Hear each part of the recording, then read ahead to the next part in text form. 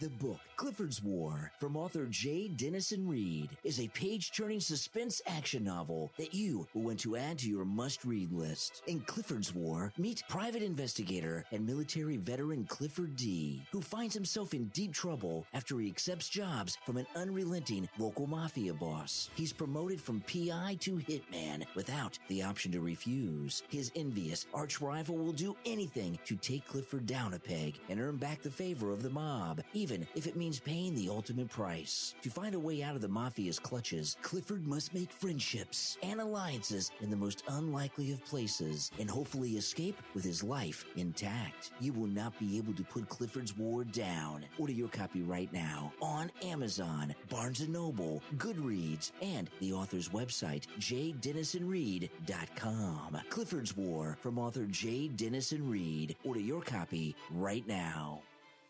This is a Let's Find Out with co-host Diego flashback episode. Everything in this universe has a beginning. The Big Bang. The formation of nebular matter into stars and planets. The first collections of amino acids in the Earth's oceans. The first creatures to leave them. The first mammals. The first primates that walked upright. The first religion. The first printing press.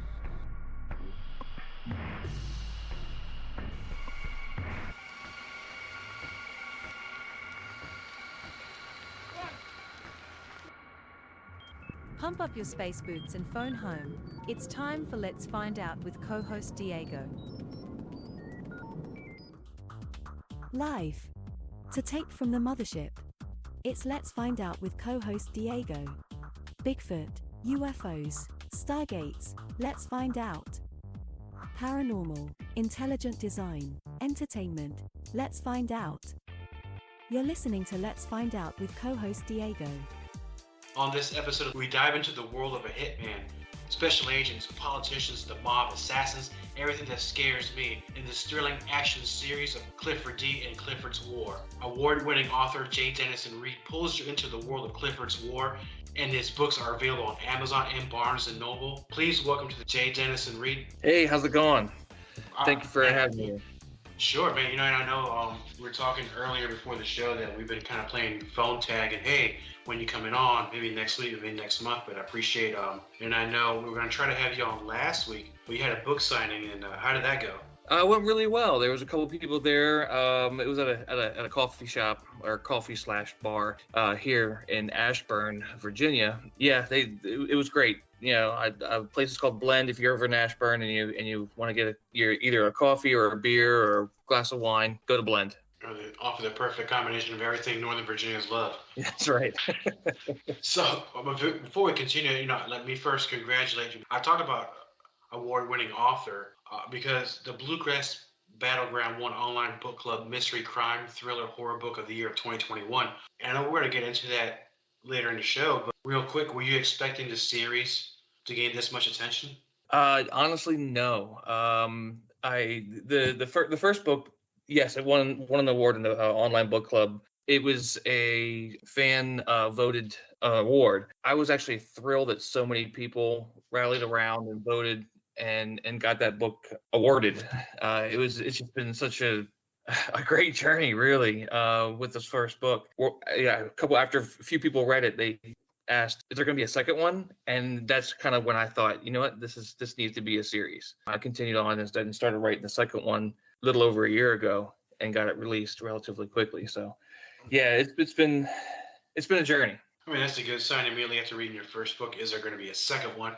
Now, because you said it was up to the readers a vote. Where was the vote held at? Was this an online from a certain website that knows about these types of books, or how did that come about? Yeah, it's actually online book club. It's its own website, and they do reviews, they do contests, they do a whole bunch of stuff there, and it's like one of the biggest book clubs online right now. So yeah, it was the people of the online book club voted for it and got it recognized. So it was kind of nice. Yeah, and I understand, and I'm not as creative as you are in these aspects. That writing a book is not an easy thing for many reasons. One is time, subject, and how far your imagination can take it.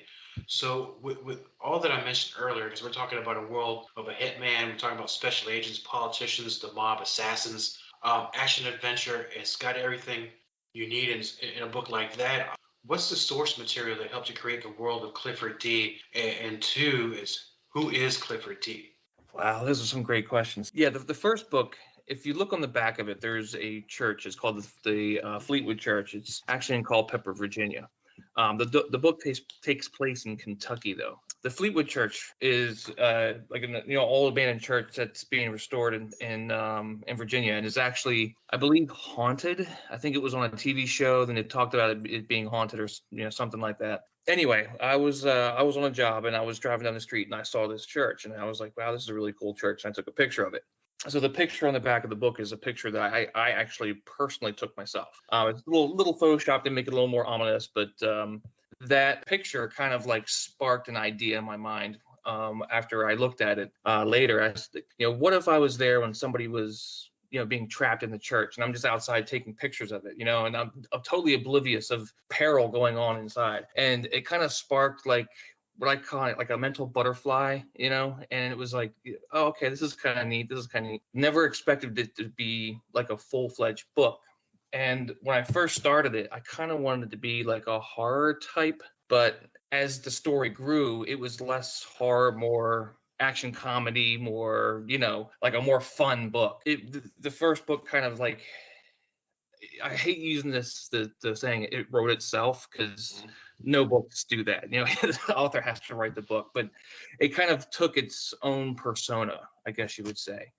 So as I'm writing it, I'm going, no, let's change it. Let's go this direction. Okay, yep, this is more fun. Okay, you know what? Not let's do it this way. And it just kind of became a better book, in my opinion, than a straight horror type. So the first scene is actually like the first thing that I wrote in the book. It's Clifford.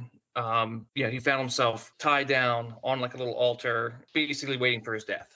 And that was like the first original thought of the book, the one that, like, the little butterfly that got sparked in my head from looking at the picture. So yeah, it's not easy, but it's so much fun. It's like putting a puzzles together. So And with that, so how did you know once you typed the first few words? You said the book almost wrote itself, but I know that with me, I love perfection. I rewrite, or I redub, or I re-edit. How much of that did it go on, or it's just like, almost like a flawless thing, like you knew the character so well that oh, the no, pages just jumped out. no, it's never like that. It's never like that. There's always rewrites, and there's always rewrites to the rewrites. And I can't give you a number. I mean, there's so many times I've gone back. I've deleted chapters and rewritten chapters Wow. because I wanted to go in different directions. There was one time where I wrote in the book. There's a scene where he goes to a hotel trying to locate someone, and I wrote this unquestionable. I thought it was genius at the time. Maybe I had a little bit too much bourbon in me. I don't know. but I gave it to my wife to read, and she's reading this, and she's like, "How drunk were you when you wrote this?" And I said, "What do you mean?" She's like, "Have you read it yet?" And I went, "No," because I can tell you a lot of times you can write and write and write, and when you think you've written something nice, and you go back and read it, and it's crap. It's just, you can't use it. That's what this was. I went back and I read it, and I'm like, he's going upstairs, then he's going downstairs. He turned a corner, then he came back. Why is he doing this? And she's like, I don't know. She's like, you wrote this. So we got rid of all of that, and we made it so simple. And it was like the idea was just like right there, in the forefront of your mind. And it was too simple to say, no, it has to be something more complicated. No, it doesn't. Just make it as simple as possible. People will figure it out in their minds how it was done. You know what I mean? So it became such a simple thing, a simple fit. And I get it as far as the too much bourbon, and I don't want to get off topic, but during the birth of the podcast, there are times where I thought I was reading an introduction, and who knows how it turned out. I had to re-record them because with the bourbon, I'm a sangria guy. Sometimes I get a little out of hand. That's another story for another day. Now I'll say this about the books. Last week, as somebody you and I know told me that they read the first book, but I think they read it all in one night because they were that really into that book. And Wow. I promise not to say whose name it was, but you know that person very well. So, which leads me to this question: when somebody's so into a book or a movie or anything, the genre of the books and the characters and everything in here, what is your favorite genre? I mean, with the books or movies, and how much of that influence your writing style, or more of to finally take that step to write the book? Oh, yeah, favorite genre. I mean, I'd have to go with it's a tie between action and comedy and horror. Really, I'm a big horror buff. My wife doesn't like horror, so I don't get to watch it very often. So it's like a special treat. I guess the influencing would be more comedy and action. And I think that's why, when I first started writing the book, I was like, this is great, but this is not what I want. And I kind of gravitated it towards a more action book than a horror book. And that's kind of how that progressed. But I'm sorry, what was the question again? I kind No, of got no, off. that's fine. So what I was getting into is, so let's say with me, I'm a big Coast to Coast AM and George Norrie fan. I like Clyde Lewis, Ground Zero, and their radio shows. So if you were to say Oh, okay. I'm a fan of Stephen King or a fan of Patricia Cornwell, something along those lines. Oh yeah, for sure. I mean, yeah, Patricia Cornwell, Stephen King, great authors. I mean, there's so many influences out there, even with like TV shows and whatnot. There's just so much content out there where you see things and you're just like, oh man, I can. It's kind of like I can riff off of that. I can change that. I can make that mine, and you get all these different cool ideas and stuff, but it's the content's everywhere. And I've read some chapters of like David Baldacci. He's local here in Virginia, another great author,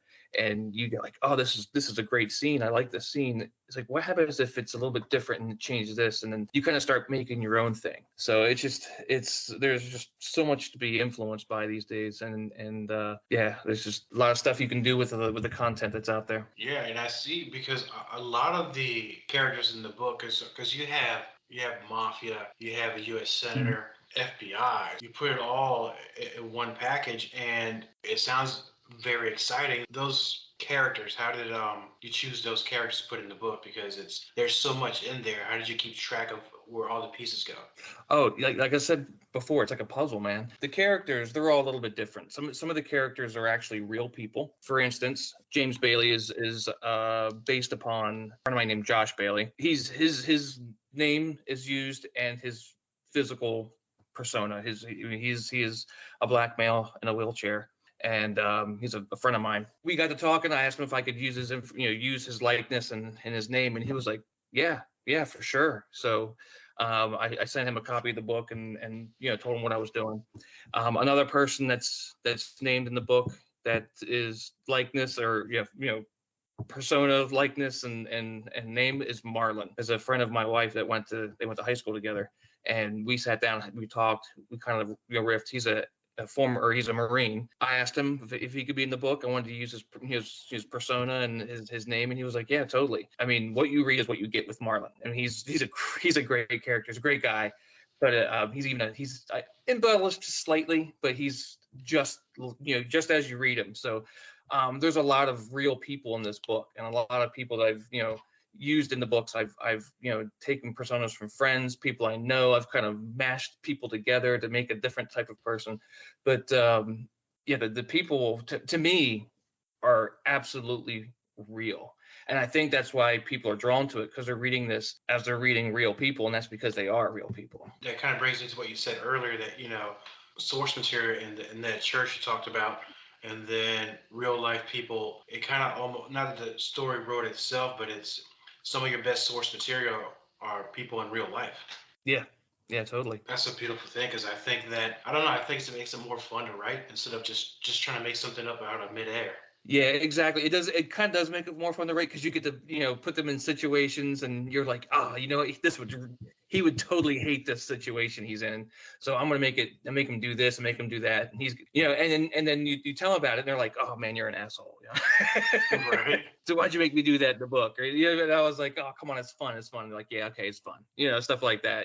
So the character, this is kind of funny. The character Daniel is named after a friend of mine. In the second book, I don't want to give too much away, but he gets into a predicament, and then when I asked him to read the book, and when when he read the book, he called me and he's like, you're a jerk, you know that, right?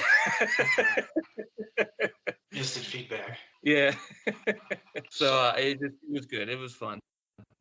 No, and I know. Well, now with 2 books under your belt, and the natural question is going to be, how do you feel about a third? Oh, I feel absolutely great about a third. Kind of taking writing hiatus for the holidays right now. My wife does her own candle business. It's called Reeds in the Valley. Between October through December is a really busy period, and we're both really busy with that business, getting orders out and getting things geared up for the holidays and that kind of thing. But the candle company is called Reeds in the Valley. If you like candles, we make the best, guarantee you. But yeah, so I kind of take a hiatus in the fall and winter just to gear up for that business, get that ready for the holidays, and then back January through whenever I finish is when I'm going to work on the third book. But yeah, there's definitely going to be a third book. Awesome, man. I know. Let's go back to the candle thing. So how do we find out more about how to purchase them? Where do we go? Oh, you can go to readsinthevalley.com. We have a website. We have Facebook, Instagram. So we have all our links online on our website, readsinthevalley.com. And we have over 60 fragrances. We even do wax melts, and we have like a wax melt sample bag that we just started this season. Yeah, if you like candles, if you like things that smell good, check it out. It's pretty good. Awesome. No, I definitely look forward to ordering a few. So before we go, and I know we're going to talk about your social media. I know the book is available on Amazon. You can download that onto Kindle. You can also get a physical copy. You can go to Barnes & Noble. Let's talk about the main character of your books, Clifford Dee. Yeah. If you were to take a definition of that character, Clifford Dee. Clifford Dee. He's like a grumpy Boy Scout, I guess you would say. He wants to do what's right, but he, I guess, can be perceived as an anti-hero as well. Because he wants to do what's right, and in the first book, it doesn't seem like that's the case, because he's essentially an assassin. He's taking out 2 serial killers, and you're hired to take out 2 serial killers. But later you find out that that was a role that he was placed into by the mafia, and it's not like you can say no to the mafia. But also, he had no problems taking these guys out because these were some really bad dudes. So he was okay with that. But you come to find out that he's more of a moral type person that kind of wants to do the right thing and do right by people. So he's actually a really good guy. Yeah. Former Army Ranger. You should have mentioned he was military. I'm sorry. He was former Army Ranger. Disabled veteran. So that's another character trait for him as well. For the listeners of the show, and I know we talked about Amazon and Barnes & Noble, how else can they find out more about your series? Yeah, I have information on my website at jdenisonreed.com, so they can go there and peruse. I also have like a blog. Sometimes I put like little updates, contests that it's been in. Sometimes I'll write some poetry or whatever and put it on there just to kind of keep the bloggers entertained, But jdenisonreed.com, you can find out more information about what's going on and where I am in the process. I try to keep people as updated as possible. Excellent. I'll definitely put that information on our Facebook and Twitter once we post up this episode. Jim, I know you're a busy guy and you're always doing something. We appreciate here for taking the time to come on the show. And when that third one comes around, if possible, please come back to let's really take a deep dive into that third book when it happens. Yeah, definitely. That would be great. Yeah, because I have a lot of good ideas floating around for the third book, and I think that one's going to be very exciting. So awesome. All right. We'd like to be the first ones to have you on immediately after you have that book release, right? Sounds good. I'll keep you informed. Awesome. Make it so. Thank you for listening to Let's Find Out with co-host Diego. We're on Spotify, Google Podcasts, TuneIn, Pocket Casts, and on Anchor. For more information about Let's Find Out with co-host Diego, please visit us on Facebook.com/co-host Diego, on Twitter at co-host_Diego, and on Instagram as co-host Diego. Copyright co-host Diego. All content for Let's Find Out is the property of co-host Diego and is served directly from our servers with no modification, redirects, or rehosting. All celebrity impersonators are paid performers. The impersonated celebrities do not endorse or promote any views or opinions expressed by our guests, co-host Diego, or Let's Find Out. The information shared on Let's Find Out is provided on an as-is basis with no guarantees of completeness, accuracy, usefulness, or timeliness.